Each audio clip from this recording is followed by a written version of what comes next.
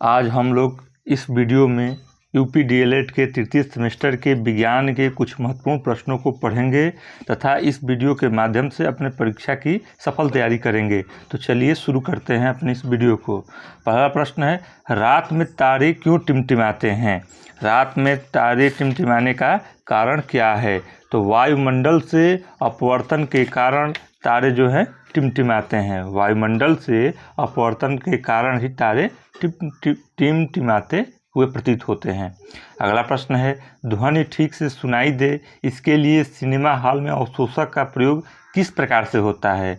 तो हॉल में जो ध्वनि है अच्छे ढंग से सुनाई दे इसके लिए हॉल की दीवारों पर छिद्र बनाए जाते हैं तथा दीवारों पर अवशोषक पदार्थ लगाए जाते हैं।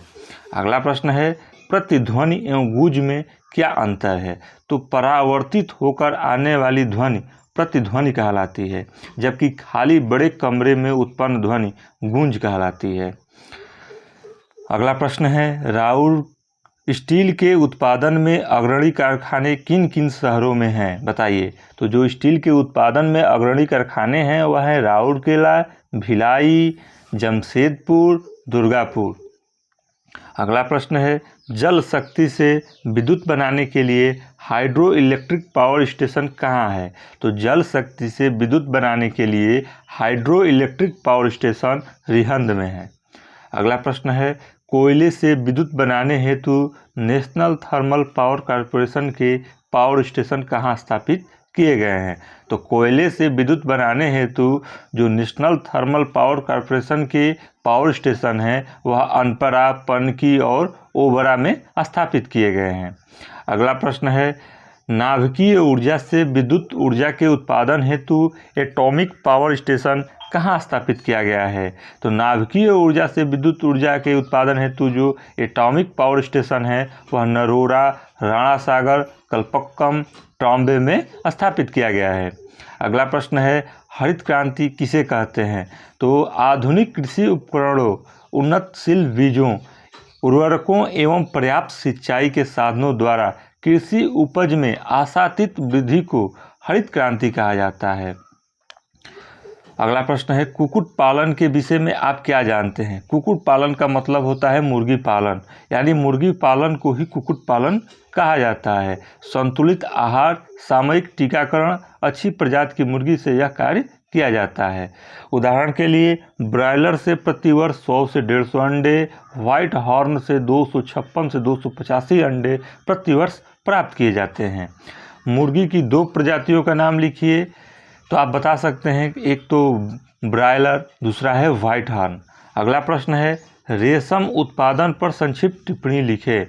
रेशम उत्पादन पर संक्षिप्त टिप्पणी लिखें। तो रेशम का उत्पादन रेशम कीट को शहतूत के वृक्षों के पत्तियों पर वैज्ञानिक विधि से पालकर किया जाता है। जो रेशम कीट को शहतूत के वृक्षों के पत्तियों पर वैज्ञानिक विधि से जो है रेशम का उत्पादन किया जाता है। रेशम कीट पालन को सेरीकल्चर कहा जाता है। वह निश्चित ताप जिस पर कोई द्रव उबलता है और गैसीय अवस्था में परिवर्तित हो जाता है, उस दिए गए द्रव का क्वथनांक कितना होता है? तो जल का क्वथनांक 100 डिग्री सेंटीग्रेड होता है। अगला प्रश्न है, ऊष्मा का सुचालक किसे कहते हैं? उदाहरण सहित बताइए। तो जिन पदार्थों से ऊष्मा का संचरण सरलता से होता है उसे ऊष्मा का सुचालक कहते हैं। जिन पदार्थों से ऊष्मा का संचरण सरलता से होता है उसे सुचालक कहते हैं। अगला प्रश्न है, ऊष्मा का कुचालक किसे कहते हैं? तो जिन पदार्थों में ऊष्मा का संचरण आसानी से नहीं होता है उन्हें ऊष्मा का कुचालक कहते हैं। सुचालक किसे कहते हैं? जिनमें ऊष्मा का संचरण आसानी से होता है उसे सुचालक, तथा जिनमें ऊष्मा का संचरण आसानी से नहीं होता है उन्हें कुचालक कहते हैं। अगला प्रश्न है, संक्रामक रोग किसे कहते हैं? तो जो संक्रामक रोग वे रोग होते हैं जो छुआछूत के कारण एक व्यक्ति से दूसरे व्यक्ति को हो जाते हैं, उन्हें संक्रामक रोग कहते हैं। जैसे एक व्यक्ति के दूसरे व्यक्ति के संक्रमण से ये रोग फैलता है, चेचक, टीबी आदि। अगला प्रश्न है, असंक्रामक रोग किसे कहते हैं? असंक्रामक रोग वे रोग होते हैं जो छुआछूत से नहीं होते, यानी कि जो संक्रमण से एक दूसरे से नहीं फैलते हैं, जैसे कि अल्पता, डायबिटीज आदि। अगला प्रश्न है, प्रकाश स्रोत से आप क्या समझते हैं? तो वे वस्तुएं जो प्रकाश उत्पन्न करती हैं प्रकाश स्रोत कहलाती हैं। प्रकृति में सबसे महत्वपूर्ण प्रकाश का स्रोत सूर्य है। प्रकाश स्रोत से क्या समझते हैं? तो वे वस्तुएं जो प्रकाश उत्पन्न करती हैं उन्हें प्रकाश स्रोत कहलाती है। प्रकृति में सबसे महत्वपूर्ण जो प्रकाश का स्रोत है वह सूर्य है। अगला प्रश्न है, दीप्त वस्तुएं किसे कहते हैं? वे वस्तुएं जो स्वयं प्रकाश उत्पन्न करती हैं उन्हें दीप्त वस्तुएं कहते हैं। वे वस्तुएं जो स्वयं प्रकाश उत्पन्न करती हैं उन्हें दीप्त वस्तुएं कहते हैं, जैसे तारा, लैंप, सूर्य, बल्ब आदि। अदीप्त वस्तुएं वे वस्तुएं जो प्रकाश का उत्सर्जन नहीं करते हैं अदीप्त वस्तुएं कहलाती हैं, जैसे मेज, फैन, दर्पण, पुस्तक आदि। कृत्रिम प्रकाश स्रोत का उदाहरण बताइए। कृत्रिम जो है प्रकाश स्रोत का उदाहरण है विद्युत बल्ब, पेट्रोमैक्स, लॉल्टेन आदि। शिक्षा के क्षेत्र में विज्ञान से संबंधित कार्यक्रम ज्ञान दर्शन टीवी पर आना किस संस्था की देन है? NCERT की देन है। सजीवों तथा निर्जीवों की संयोजकता कड़ी क्या है? तो सजीव और निर्जीव के बीच की कड़ी को हम वायरस को कहा जाता है, यानी कि विषाणु को। अगला प्रश्न है, विषाणुओं द्वारा होने वाला रोग कौन कौन से हैं? तो विषाणुओं द्वारा होने वाले रोग कुछ हैं, वो निम्न है, अलर्क रोग, पोलियो, चेचक, कैंसर, गलसुआ, खसरा आदि। अगला प्रश्न है, उस जीवाणु का नाम बताइए जो गंगा जल में पाया जाता है और इसी कारण गंगा जल पवित्र होता है। तो वह कीटाणु जो जीवाणु होता है वह होता है जीवाणु भोजी, जो कि जीवाणुओं का ही भोजन करता है और गंगा के जल को क्या करता है? पवित्र रखता है। अगला प्रश्न है, एड्स का पूरा नाम हिंदी तथा अंग्रेजी में बताइए। तो एड्स का होता है acquired immuno deficiency syndrome. Acquired यानी कि उपार्जित, इम्यूनो यानी कि प्रतिरक्षा, डिफिशियंसी यानी न्यूनता, सिंड्रोम जो उपार्जित प्रतिरक्षा न्यूनता सिंड्रोम, इसका हिंदी पूरा नाम है। अगला प्रश्न है, एड्स के वायरस का नाम बताइए। तो एड्स का जो वायरस होता है उसका नाम है HIV और HIV का पूरा नाम होता है ह्यूमन इम्यूनो डिफिशियंसी सिंड्रोम। अगला प्रश्न है, विश्व एड्स दिवस, विश्व जो एड्स दिवस है वह कब मनाया जाता है? तो जो विश्व एड्स दिवस है वह 1 दिसंबर को मनाया जाता है। अगला प्रश्न है, सबसे छोटे तथा सबसे बड़े वायरस का नाम बताइए। तो सबसे छोटा वायरस जंतु में मुंहपका और खुरपका उत्पन्न करने वाले वायरस हैं, जबकि सबसे बड़ा वायरस चेचक का वायरस होता है। सबसे बड़ा वायरस चेचक का वायरस होता है, जबकि सबसे छोटा वायरस जंतु में मुंहपका और खुरपका उत्पन्न करने वाले वायरस होते हैं। अगला प्रश्न है, मत्स्य पालन से आप क्या समझते हैं? तो मत्स्य पालन का अभिप्राय होता है मछली पालन से, यानी मछली पालन को ही मत्स्य पालन कहा जा रहा है। वर्तमान समय में भारत सरकार द्वारा मछली पालन पर विशेष ध्यान दिया गया है तथा बजट में विशेष प्रावधान किया गया है जिसके द्वारा लोगों को रोजगार मिल सके। अगला प्रश्न है, संदेशों के आदान प्रदान का माध्यम बताइए। तो संदेशों के आदान प्रदान का माध्यम है फैक्स, इंटरनेट, ईमेल, इलेक्ट्रॉनिक, डाक सेवा, मोबाइल आदि। पहले के लोग संदेश पत्र या टेलीग्राम तथा प्रशिक्षित कबूतरों से भेजते थे, लेकिन वर्तमान समय में इन्हें डिजिटली रूप से भेजा जा रहा है। अगला प्रश्न है, मनोरंजन के प्रमुख साधन कौन कौन से हैं? तो मनोरंजन के जो प्रमुख साधन हैं वह टेलीविज़न है, कंप्यूटर है, वीडियो गेम है, मोबाइल है आदि। अगला प्रश्न है, पौधों तथा जंतुओं के बीच की कड़ी क्या है? तो पौधों तथा जंतुओं के बीच की कड़ी युगलीना है। अगला प्रश्न है, कार्बन क्या है? इसके 2 अपरूप बताइए। तो कार्बन एक अधातु है, इसकी परमाणु संख्या 6 है। कार्बनिक यौगिकों में यह अनिवार्य रूप से पाया जाता है। इसके 2 अपरूप हैं, हीरा और ग्रेफाइट। हाइड्रोकार्बन किसे कहते हैं? कार्बन तथा हाइड्रोजन से बने हुए यौगिक को हाइड्रोकार्बन कहा जाता है। अगला प्रश्न है, हाइड्रोकार्बन कितने प्रकार के होते हैं? तो जो हाइड्रोकार्बन होता है वो 2 प्रकार का मुख्यतः होता है, संतृप्त हाइड्रोकार्बन, असंतृप्त हाइड्रोकार्बन। अगला प्रश्न है, संतृप्त असंतृप्त हाइड्रोकार्बन के सामान्य सूत्र बताइए। तो संतृप्त हाइड्रोकार्बन का जो होता है उसे एल्केन भी कहा जाता है, CnH2n+2, जैसे मेथेन, एथेन, प्रोपेन आदि। असंतृप्त हाइड्रोकार्बन ये 2 प्रकार के होते हैं, एल्कीन CnH2n, एल्काइन CnH2n-2। अगला प्रश्न है जीवाणु के खोजकर्ता कौन हैं? तो जीवाणु के खोजकर्ता एंटोनियो वान ल्यूवेनहॉक हैं। जीवाणु विज्ञान के पिता भी इन्हीं को कहा जाता है। किनको? एंटोनियो वान ल्यूवेनहॉक को। जीवाणु को जीवाणु शब्द सबसे पहले एरनबर्ग ने 1829 ईस्वी में कहा था। अगला प्रश्न है दो सूक्ष्म जीवों के नाम बताइए। तो एक जीवाणु और दूसरा है विषाणु। अगला प्रश्न है विषाणु के खोजकर्ता कौन हैं? तो विषाणु के जो खोजकर्ता हैं उनको इवानोव्स्की को माना जाता है। अगला प्रश्न है सरीसृपों तथा पक्षियों के बीच की कड़ी क्या है? तो सरीसृप और पक्षियों के बीच की कड़ी आर्क्योप्टेरिक्स है। अगला प्रश्न है उपार्जित लक्षणों की वंशागत का सिद्धांत किसने दिया? तो जो उपार्जित लक्षणों की वंशागत का सिद्धांत है वह लेमार्क ने दिया। अगला प्रश्न है योग्यतम की उत्तरजीविता यानी प्राकृतिक वर्ण के सिद्धांत यह चार्ल्स डार्विन ने दिया था। अगला है मानव तथा आदि मानव के बीच में कौन सी कड़ी है? तो मानव और आदि मानव के बीच जो है वह एप मानव है। पॉलीथीन कैसे बनता है? एथिलीन C2H4 को उच्च ताप एवं उच्च दाब पर बहुलीकरण करने के फलस्वरूप पॉलीथीन बनता है। यानी कि एथिलीन को उच्च ताप एवं उच्च दाब पर बहुलीकरण करने पर जो है पॉलीथीन बनता है। अगला प्रश्न है प्राकृतिक प्लास्टिक का उदाहरण बताइए। तो प्राकृतिक प्लास्टिक लाह जो है प्राकृतिक प्लास्टिक है। प्लास्टिक कितने प्रकार के होते हैं? तो प्लास्टिक मुख्यतः दो प्रकार के होते हैं, थर्मोप्लास्टिक, थर्मोसेटिंग प्लास्टिक।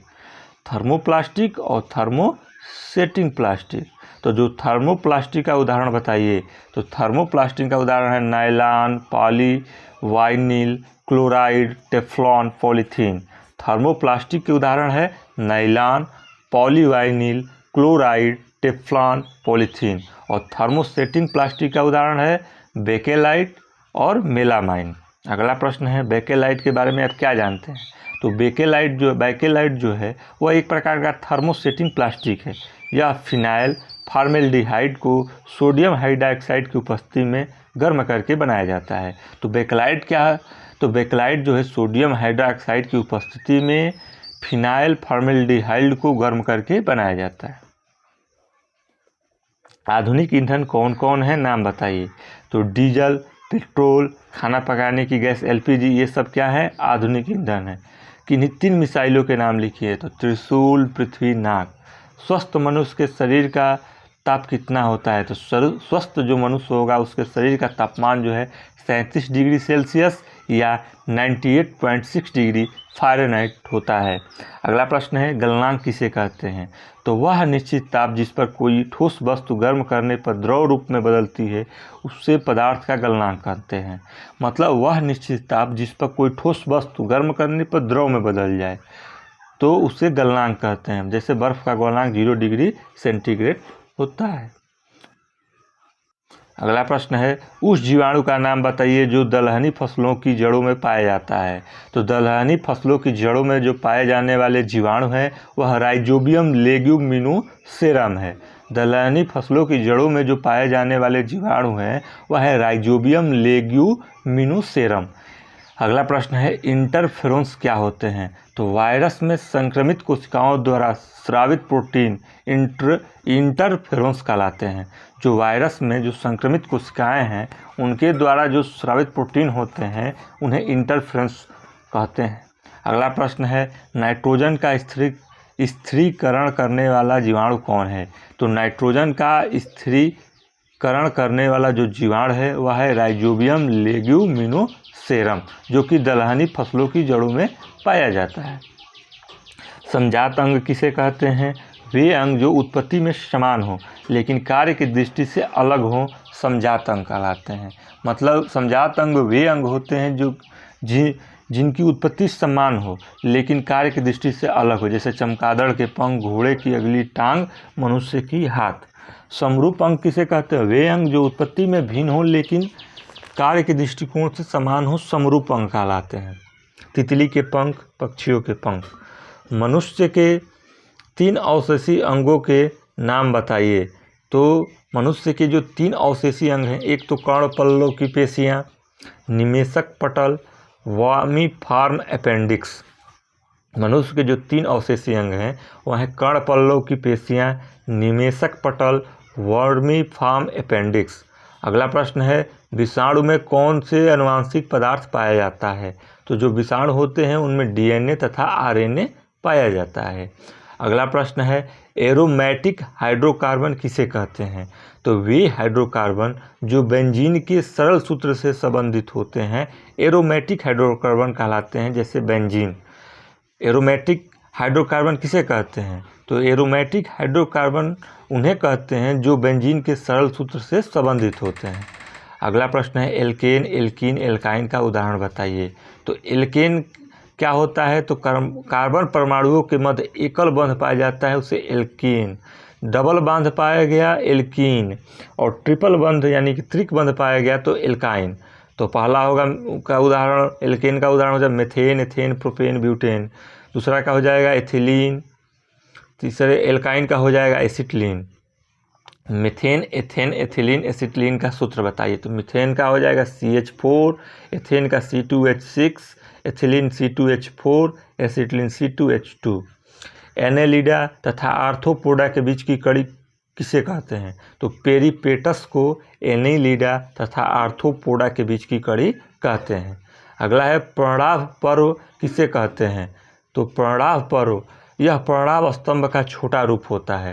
प्रणव पर्व प्रणव स्तंभ के छोटे रूप को कहते हैं जिसमें मुख्य तना सामान्य होता है तथा पत्तियां बहुत छोटी सल्की होती हैं, जैसे शतावरी, एस्पेरेगस, शतावरी और। अगला प्रश्न है जलीय पौधों की पत्तियों की विशेषता बताइए।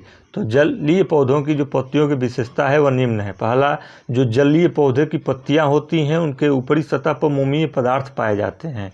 दूसरा, जलीय पौधों की पत्तियां कटी फटी होती हैं। तीसरा, सिंघाड़े में जो पर्णवृंत फूला हुआ होता है। अगला प्रश्न है जलीय पौधों की जड़ें कैसे होती हैं? तो जलीय पौधों की जड़ें जो होती हैं वो अल्प विकसित होती हैं तथा रेशेदार होती हैं। इनमें मूल रूम अनुपस्थित या कम विकसित होता है। जो जलीय पौधों की जड़ें हैं वह अल्प विकसित, मूल रूम जो है अनुपस्थित या कम, जड़ें रेशेदार होती हैं। अगला है मछलियों में श्वसन हेतु कौन सा अंग पाया जाता है? तो मछलियों में जो श्वसन हेतु गलफड़ा होता है। मरुस्थलित पौधों की जड़ों की विशेषता बताइए। तो जो मरुस्थलीय यानी कि मरुद्भिद पौधे होते हैं उनकी जड़ें जो है अत्यंत विकसित होती हैं। अल्फा नामक पौधों की जड़ें तो 130 फीट गहरी होती हैं। कभी कभी जड़ें मांसल होकर संचय भी करती हैं। बेकेलाइट का उपयोग बताइए। तो बेकेलाइट का उपयोग जो है रेडियो, टेलीविज़न आदि की केस तथा बाल्टी बनाने में किया जाता है। प्रोड्यूसर गैस तथा वाटर गैस का सूत्र लिखिए। तो प्रोड्यूसर गैस का सूत्र होता है CO + N2, वाटर गैस का होता है CO + H2। दोनों में CO कॉमन है, बस प्रोड्यूसर में N2, वाटर गैस में H2। अगला प्रश्न है हीरा के 2 उपयोग बताइए। तो हीरा का उपयोग कांच काटने में, आभूषण निर्माण में। अगला प्रश्न है मरुद्भिद पौधे जैसे नागफनी की पत्तियां किस में परिवर्तित हो जाती हैं? तो होगा कांटों में। जीवाणुओं के द्वारा होने वाले रोग कौन कौन हैं? तो जीवाणुओं के द्वारा जो होने वाले रोग हैं वह है टीबी, टाइफाइड, लेप्रोसी, कॉलरा। अगला है नींबू का सिट्रस कैंकर कौन सा रोग उत्पन्न करता है? तो नींबू का जो सिट्रस कैंकर है वह कौन सा रोग उत्पन्न करता है? तो ज़ैंथोमोनास सिट्री जीवाणु जो है रोग उत्पन्न करता है। दूध को दही में बदलने वाला जीवाणु कौन है? तो लैक्टोबैसिलस जीवाणु जो है दूध को दही में बदलता है। अगला है लाभदायक जीवाणुओं के नाम बताइए। तो राइजोबियम लेगुमिनोसेरम जो कि दलहनी फसलों में भी पाया जाता है तथा नाइट्रोजन का स्थिरीकरण करता है। नाइट्रोसोमोनास, नाइट्रोबैक्टर और लैक्टोबैसिलस ये लाभदायक जीवाणु हैं। सूक्ष्म जीवों का अध्ययन के शाखा किस शाखा के अंतर्गत किया जाता है? तो सूक्ष्म जीवों का अध्ययन माइक्रोबायोलॉजी यानी कि सूक्ष्म जैविकी के अंतर्गत किया जाता है। सूक्ष्म जैविकी के पिता कौन हैं? तो एंटोनियो ल्यूवेनहॉक जो हैं वो विषाणुओं द्वारा होने वाली भी कौन सी बीमारी है? तो विषाणुओं द्वारा जो विषाणु यानी वायरस जो होते हैं उनके द्वारा है पोलियो, एड्स, डेंगू, इन्फ्लुएंजा, ज्वर, चेचक, छोटी माता, गला सौंध, खसरा, ट्रैकोमा, पीलिया ये सब विषाणुओं द्वारा होते हैं। कौन कौन? पोलियो, एड्स, डेंगू, चेचक, छोटी माता, खसरा, ट्रैकोमा, पीलिया, हेपेटाइटिस। सरल लोलक के डोरी की प्रभावी लंबाई L एवं गुरुत्वीय त्वरण G में संबंध बताइए। तो जो इनका संबंध होता है T बराबर 2π√L/G। अगला है चंद्रमा पर गुरुत्वीय त्वरण G का मान पृथ्वी के गुरुत्वीय त्वरण G के मान का कितना होता है। तो 1/6 गुना होता है। यदि कोई लड़की झूला झूलते खड़ी हो जाए तो उसके गुरुत्व केंद्र, प्रभावी लंबाई तथा आवर्तकाल पर क्या प्रभाव पड़ता है। यदि कोई लड़की जो है झूला झूल रही है और खड़ी हो जाए तो उसका गुरुत्व केंद्र ऊपर उठ जाता है, प्रभावी लंबाई घट जाएगी, आवर्तकाल घट जाएगा। तो प्रभावी लंबाई और आवर्तकाल तो घटेगा लेकिन गुरुत्व केंद्र ऊपर उठ जाएगा। यांत्रिक तरंगें कितने प्रकार की होती हैं। तो यांत्रिक तरंगें 2 प्रकार की होती हैं, अनुदैर्घ्य तरंग, अनुप्रस्थ तरंग। यांत्रिक तरंग 2 प्रकार की होती है, अनुदैर्घ्य, अनुप्रस्थ।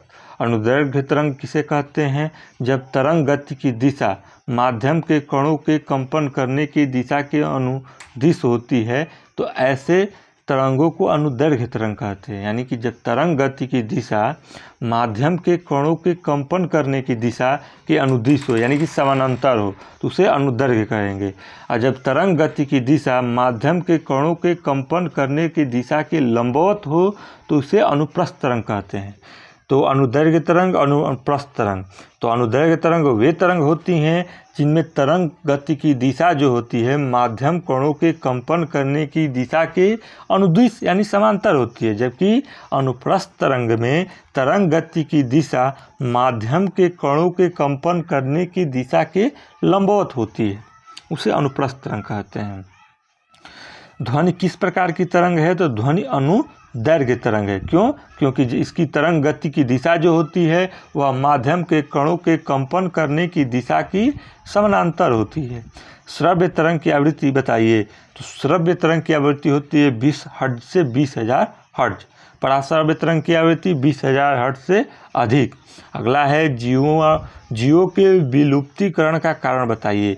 तो जीवों के जो विलुप्तीकरण का प्रमुख कारण है वह है जलवायु परिवर्तन। वहीं जीव पृथ्वी पर जीवित रहते हैं जो अपने को जलवायु के अनुकूल रख पाते हैं। अगला है कुक्कुट पालन के अंतर्गत किस जीव का पालन करते हैं। तो कुक्कुट पालन के अंतर्गत मुर्गी पालन करते हैं। हरित क्रांति के जनक नॉर्मन ई बोरलॉग को कहा जाता है। ध्वनि की तीव्रता की मापन किस में होता है। तो ध्वनि की तीव्रता का मापन डेसिबल में होता है। प्रतिध्वनि किसे कहते हैं। जब ध्वनि दूर स्थित किसी दृढ़ टावर या पहाड़ से टकराकर परावर्तित होकर आती है, इसे परावर्तित ध्वनि को ही प्रतिध्वनि कहा जाता है।